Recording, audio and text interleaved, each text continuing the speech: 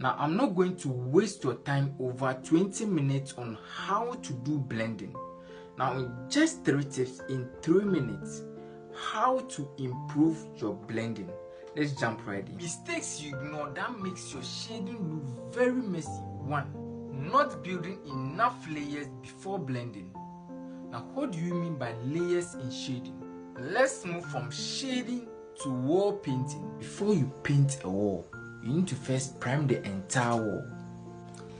Now after the priming of the wall, you move on to coating the surface of the wall again and again till you are satisfied.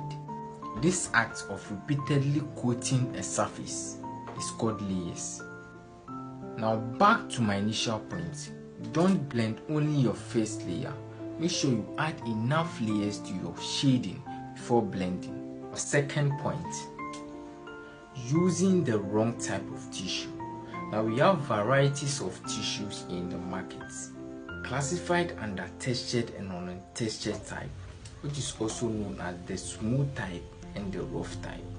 Now for you to achieve a good shading, I would advise you go for the non-textured type, which is also known as the smooth type.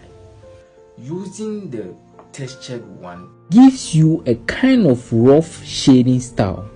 Now this style of shading is unique and goes well with only few artists. But if you are a beginner, I would encourage you to start with a non-textured tissue. You can also join me in my Facebook group over 25,000 members. Share your work with me for any advice. All you need to do is to tag Logo Art Class in any of your posts. We also share the link in the description. Follow to join us. Third point, keeping your stroke far apart when shading. Now this point is very important. Now when you do this, you end up creating gaps or spaces between your strokes, hence making it very difficult to blend together.